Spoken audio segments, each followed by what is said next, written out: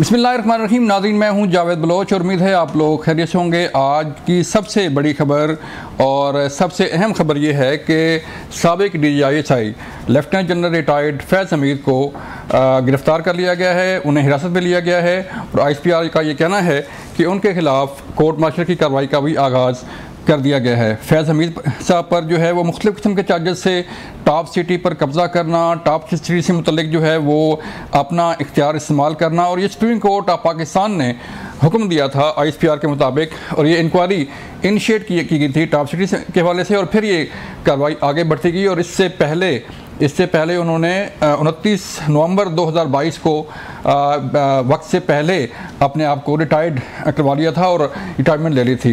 ये वो चार्जेस थे जिस पर कार्रवाई का आगाज़ किया गया और बिलाखिर ये कार्रवाई जो है अपने मंतकी अंजाम तक जा पहुंची और अभी कोर्ट मार्शल की कार्रवाई का आगाज़ हो चुका है और उन्हें फ़ौजी तहवील में ले लिया गया है। इस पर हम आज बात करने जा रहे हैं। इसके मुख्तलिफ़ पहलुओं पर बात करेंगे कि फैज़ हमीद साहब का किरदार जो है वो किस हद तक अपने जो मनसब है उससे इंसाफ कर रहे थे और किस हद तक जो है वो मुख्तलिफ़ चीज़ों में इन्वॉल्व थे। इसके साथ साथ जस्टिस मंसूर अली शाह साहब भी इससे मुतल्लिक भी हम बात करेंगे कि उन्होंने जो खिताब किया, उनका ये कहना था कि सुप्रीम कोर्ट के हुक्म पर जो है वो मनोवन अमल होना चाहिए और मनोवन अमल होगा।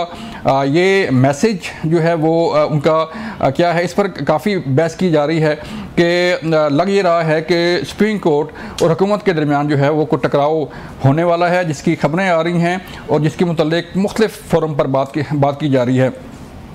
फ़ौज के अंदर जो इत्साबी अमल है उसके मुतल्लिक काफ़ी चीज़ें जो हैं वो डिस्कस होती हैं। इससे पहले सानिया 9 मई के बाद भी कार्रवाई का आगाज़ किया गया था और उन जनरल्स के ख़िलाफ़, उन ऑफिसर्स के ख़िलाफ़ भी कार्रवाई की गई जो सानिया 9 मई में जिन्होंने अपनी ड्यूटी जो है वो पूरी तरह अंजाम नहीं दी थी।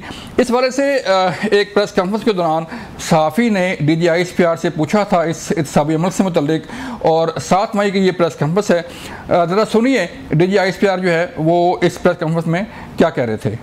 पाक फौज में खुद एहतसाबी एक सख्त कड़ा मगर शफाफ अमल है, एक खुदकार अमल जो हर वक्त जारी रहता है। इस फौज में हर वक्त ये खुदकार जो निज़ाम है खुद एहतसाबी का, ये सब भी चल रहा है और चलता रहता है। कोई भी कवायद व ज़वाबित की खिलाफ वर्जी हो, किसी किस्म की कोई करप्शन हो, किसी किस्म का बैड मिलिट्री ऑर्डर और डिसिप्लिन हो, तो ये एहतसाब का निज़ाम एक्शन में आता है और इसके अंदर किसी किस्म की तफरीक नहीं की जाती। बल्कि अगर ज़्यादा सीनियर रैंक और हायर रैंक हो तो ये जो हमारा अकाउंटेबिलिटी प्रोसेस है it comes even more harder, because it is expected कि जो लोग सीनियर हैं उनको ज़्यादा समझ और अकल और ज़्यादा जिम्मेदारी है। जो जूनियर रैंक में बच्चे हैं, जो जूनियर ऑफिसर्स हैं, उनको तो आप कुछ मार्जिन दे सकते हैं, लेकिन सीनियर रैंक पे ऐसे नहीं हो। तो मैं आपको यही बताना चाह रहा हूँ कि we have a very robust internal accountability system which is working all the time in different domains वो काम कर रहा होता है। तो we are very proud of our accountability system and we have it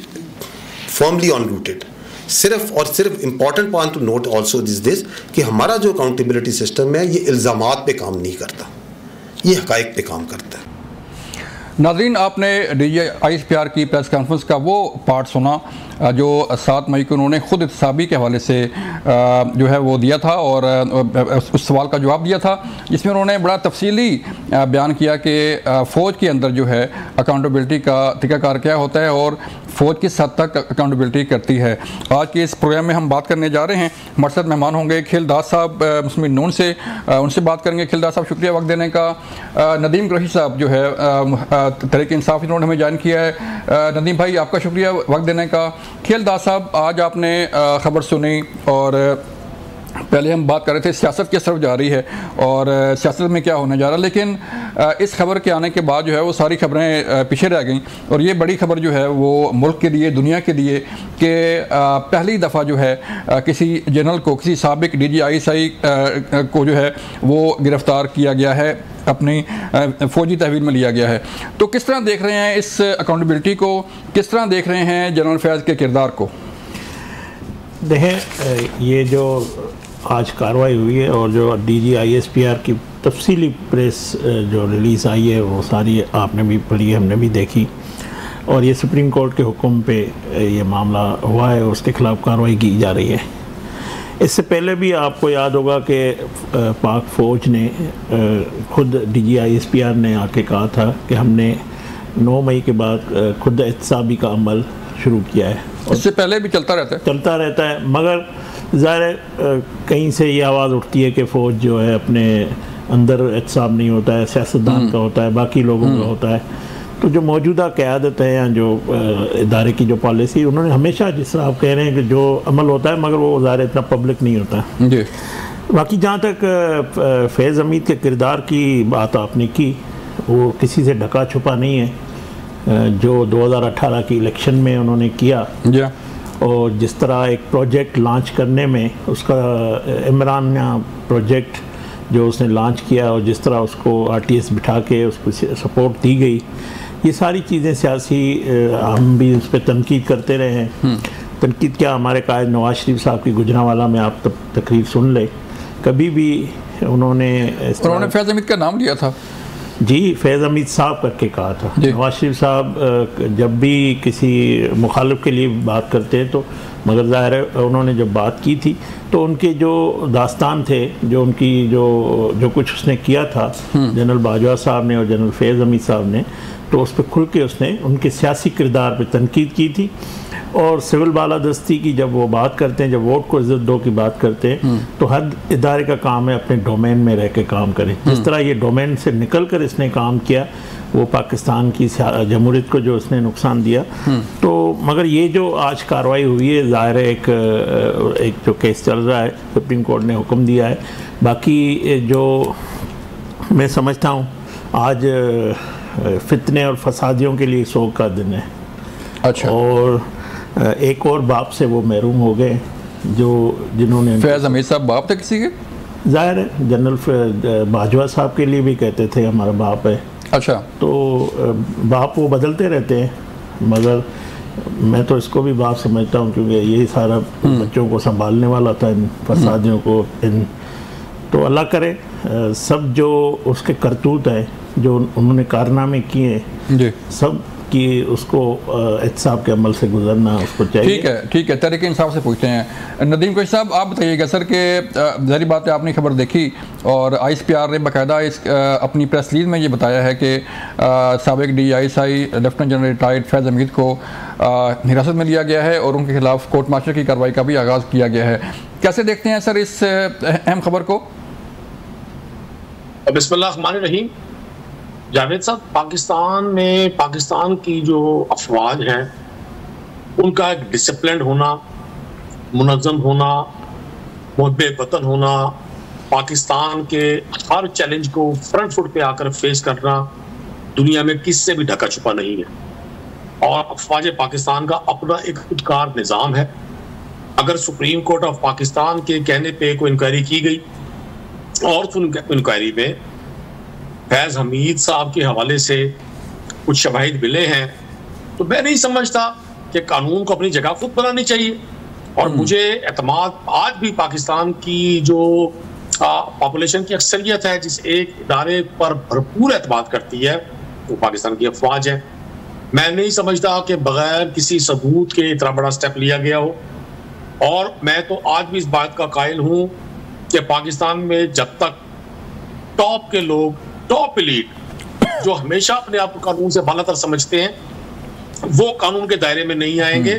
वो सियासतदान हो, वो किसी भी शोबा जिंदगी से हो, वो ताकतवर लोग, वो 2.5-3 लाख लोग जो पाकिस्तान में बुनियादी तौर पे, हकीकी तौर पे हुक्मरान है, जब तक वो एहतसाब के दायरे में नहीं आएंगे, हम कभी भी आम आदमी का एतमाद अपने निज़ाम अदल पर, निज़ाम इंसाफ पर, निज़ाम कानून पर मजबूत और तबाना नहीं कर सकेंगे। अभी खेलदार साहब मेरे भाई हैं, पॉलिटिकल वर्कर हैं। अच्छा, मैंने इनसे हमेशा बड़ी अच्छी और खूबसूरत गुफ्तगू सुनी, लेकिन आज जज्बाती हुए हैं। मैं नहीं समझता कि किसी भी ऑफिसर के हवाले से किसी पार्टी की कोई जाती एफिलिएशन होती है या होनी चाहिए। मैंने तो पिछले दिनों ये सुना कि ख्वाजा आसिफ साहब ने अपने एक इंटरव्यू में कहा कि जनरल फैज़ हमीद साहब ने हमसे रब्ता किया 2021 में और हमें कहा कि हमारी बस हो गई है, तस्दीक या तरदीद खाई साहब करेंगे, क्योंकि वो फेडरल मिनिस्टर है। फेडरल मिनिस्टर रैंक का कोई शख्स भी, लेवल का कोई शख्स भी जब कोई बात करता है, आम पाकिस्तानी उस पर भरोसा करते हैं। चलें नदीम साहब एक जुमला जी, मेरे भाई ने कहा जी 2 लोगों के नाम लिए थे नवाज शरीफ साहब ने, और नवाज शरीफ साहब बड़े कोई इल्हामी ताकतें रखते हैं। तो नवाज शरीफ साहब ने जिन 2 लोगों के नाम लिए थे, एक साहब के बारे में, जनरल बाजवा साहब के बारे में, नवाज शरीफ के साहब के अपने दामाद अर्जुमंद कैप्टन सफदर साहब ने फरमाया कि उनसे हमारी बाकायदा मुलाकातें होती रही, और पीएमएल की लीडरशिप ने तो हमेशा फूके चाटा है। चलें सर, नदीम भाई मुझे ज्वाइन किया है sir brigadier retired Haris Nawaz साहब ने, उनसे बात करते हैं। ब्रिगेडियर साहब बहुत शुक्रिया वक्त देने का। सर बताइएगा, आप खुद जो है वो फौज का हिस्सा रहे हैं, और ये अकाउंटेबिलिटी की एक मिसाल है कि फ़ौज के अंदर खुद एहतसाबी का अमल जो है वो हमेशा से जारी रहता है, और आज इसी खुद एहतसाबी के तहत जो है जनरल रिटायर्ड फैज़ हमीद को हिरासत में लिया गया, उनके खिलाफ जो है वो कोर्ट मार्शल किया जा रहा है। बताइए सर, इस खबर से मुतल्लिक़ क्या कहेंगे, और थोड़ा सा जो अकाउंटेबिलिटी है फ़ौज के अंदर, जैसे मैकेनिज्म है फ़ौज का, उसको मुतल्लिक़ बताइएगा। देखें कि एक बात बड़ी क्लियर होती है कि फौज में खुद एहतसाबी का अमल कितना सख्त है, और इस पे कोई कॉम्प्रोमाइज भी नहीं किया जाता है। ठीक, और ये एक मिसाल है कड़े किस्म का जो हमारा एहतसाबी का अमल है। और आपके सामने इससे पहले 9 मई को जो लाहौर में इंसिडेंट के कुछ जिसमें प्रोफेशनली इनकॉम्पिटेंट देखे गए थे, जिन्होंने काम सही नहीं किया था, उनको भी उस वक्त सजा दे दी गई। और इसी तरह अगर आपने देखा हो तो 14 साल कैद हुई थी 120 साल जनरल को, अभी रिसेंट 2-3 साल पहले, फिर एक 1 साल को सजा मौत हुई थी। तो मेरे ख्याल में ये चीजों का बड़ा क्लियर कोई कॉम्प्रोमाइज हम नहीं करते हैं, और इसीलिए हमारी फौज में एक जो है बहुत डिसिप्लिन कायम है। ठीक, ये बहुत अच्छा डिसिप्लिन अदारा है, और इसलिए इसके साथ जो लोग फौज के मुतालिक बातें करते हैं, डिफेम करते हैं, क्रिटिसाइज करते हैं, प्रोपेगेंडा करते हैं, वो आज हमारे खुद साबी के अमल को सिविल इदारों खुद साबी अमल के साथ कंपेयर कर लें, तो फिर उनको ये पता चल जाता है कि हमारा कितना अच्छा सिस्टम है, कितनी सख्ती से अमल करते हैं। और यही वजह है कि हमारी फौज में डिसिप्लिन मौजूद है। और इसमें भी आपको याद है कोर्ट जो सुप्रीम कोर्ट के चीफ जस्टिस, उन्होंने इंस्ट्रक्शन दी थी, उन्होंने कहा था कि इंक्वायरी होनी चाहिए, और फिर उसकी वजह से इंक्वायरी हुई, और उसके बाद ये फैसला किया गया कि इनका फील्ड कोर्ट मार्शल किया जाए। ठीक है, तो ब्रिगेडियर साहब ये बताइए कि ये जो कोर्ट मार्शल की कार्रवाई है, इसका तरीकाकार क्या होता है, और किस तरह ये कार्रवाई आगे बढ़ेगी? देखें, ये जब सबसे पहले ऑर्डर इंक्वायरी होती है, इंक्वायरी की गई, उसमें ज़ाहिर है तमाम एविडेंस ली गई होगी, जितने प्रोसिक्यूशन के विटनेस होंगे उन्होंने आके अपनी गवाही दी होगी इनके खिलाफ, इन्होंने ज़ाहिर में सफाई में भी कुछ किया होगा। लेकिन उसके बाद जब ये क्लियर बात हो जाती है कि इसमें प्रैक्टिकल कोई न कोई चीजें मौजूद हैं इनके खिलाफ, तभी फिर कोर्ट मार्शल किया है, अगर कोर्ट मार्शल किया जाएगा, अपना काम करेंगे, और फिर उसके बाद। ठीक है, तो ब्रिगेडियर साहब चलें, ब्रिगेडियर साहब की शायद लाइन कट गई है। खिल्ला साहब आप बताइएगा सर कि एक तो इदारों का जैसे कि इल्ज़ाम लगते हैं, सोशल मीडिया ट्रोलिंग होती है कि ये फ़ौज के अंदर जो है वो, जैसे भी ब्रिगेडियर साहब कहते हैं कि फ़ौज के अंदर कोई एहतसाबी अमल नहीं है, एक जो है वो मनपसंद लोग जो है वो तैनात होते हैं और सारा कुछ होता है। और जनरल फैज़ से मुतल्लिक़ जो बातें चल रही थी शुरू से डे फर्स्ट से 2018 से लेके अब तक की जो है वो कार्रवाई का, जैसे आर्मी चीफ़ की तैनाती का जो है वो सारा अमल हुआ, लॉन्ग मार्च हुआ, खान साहब आके यहाँ बैठे रहे, और फिर ये सारी तैनाती हुई। तो क्या अकाउंटेबिलिटी जो है वो अक्रॉस द बोर्ड नहीं होनी चाहिए पूरे, चाहे फ़ौज है चाहे सियासतदान है, जैसे नदीम साहब ने बात की कि हर इदारे में होनी चाहिए, तो क्या सियासतदानों के खिलाफ जब कार्रवाई होती है तो फिर क्यों इतना शोर मचता है? देखें, जो जिस तरह ब्रिगेडियर साहब ने भी कहा कि हमारे जो फ़ौज का इदारा है उनका एक खुद एहतसाबी का अमल, उनका एक अपना निज़ाम है, और वो कड़े से कड़ा एहतसाब भी करते हैं। और मैं समझता हूँ कि ये अगर पहली दफ़ा सुप्रीम कोर्ट में एक सिविलियन का केस है जिस पे उसको जो इदारे को हुक्म दिया गया, तो मतलब हम ये तस्लीम कर रहे हैं कि ये अमल उनको खुद करना है, कोर्ट मार्शल करना, तो जो डोमेन में जिसका काम है वो करना चाहिए। बजाय कि हमारा काम नहीं है कि हम उसके सिविलियन उसके अमल में, जो सियासतदान की बात एक अलग है। मेरे भाई ने नवाज शरीफ साहब के हवाले से बात की। देखें, नवाज शरीफ साहब ने जब यहाँ से गए थे, जब पनामा का सारा हुआ प्रोजेक्ट लॉन्च हुआ था, उसको नवाज शरीफ साहब के ख़िलाफ़ फैसले दिए गए सब कुछ, और आपके रिकॉर्ड में है कि किस तरह जनरल फैज़ हमीद साहब एक जज के घर पे गए थे। उनको इसी साहब ने कहा था कि हमारी 2 साल की मेहनत जो है आप ज़ाया कर रहे हैं। जस्टिस शौकत सिद्दीकी साहब के हवाले से मैं बात कर रहा हूँ। इसी तरह जो मरहूम एक जज थे जिसके वीडियो को इस्तेमाल किया गया, उसका बयान भी सामने है। तो ये एक सारे किरदार है जिन्होंने नवाज शरीफ साहब के ख़िलाफ़ साजिश की। उसमें हम ख्याल जजेस भी हैं, कुछ ये जनरल भी है, रिटायर जनरल जो थे वो भी इसमें शामिल हैं। तो नवाज शरीफ साहब को जब सज़ा हुई, उसने फ़ैसला अपना अल्लाह पे छोड़ा था और अल्लाह ने उसको इंसाफ भी दिया और सुरखरू भी किया है। तो मैं समझता हूँ जब नवाज शरीफ साहब ने लंदन से एक खिताब भी किया था जिसमें एक गुजरांवाला की स्पीच थी, एक उसका लंदन से एक बराह रास्ता खिताब भी था जिसने कहा था कि जनरल बाजवा साहब, जनरल फैज़ हमीद साहब, आपको जवाब देना पड़ेगा। तो इंशाल्लाह जवाब वो देंगे। हमारी कोई हमारा ज़ाती उनसे किसी भी से नहीं है, मगर जो कुछ उसने किया है, जो कारनामे किए, जो पाकिस्तान आज क्राइसिस में है, इन साजिशों से, इन फैसलों से, इन गैर आइनी इक़दामात से कोई भी जमात, कोई भी अगर जो बंदा कहता है कि मुझे गैर आइनी तौर पे मुझे रेस्क्यू किया जाए, मुझे इक़्तिदार में दिया जाए, मुझे जेल से नहीं, कोई नहीं कर सकता। तो हम कहते हैं कि जो गैर आइनी उनके इक़दाम थे, जो उन्होंने किसी ने आइन तोड़ा है, उनको सज़ा भी होना चाहिए। ठीक है, जिसने आइन तोड़ा है, जिसने कानून की खिलाफ वर्जी की है, उसके खिलाफ कार्रवाई भी होनी चाहिए। मुझे यहाँ पे ब्रेक लिए कहा जा रहा है, मिलते हैं ब्रेक के बाद।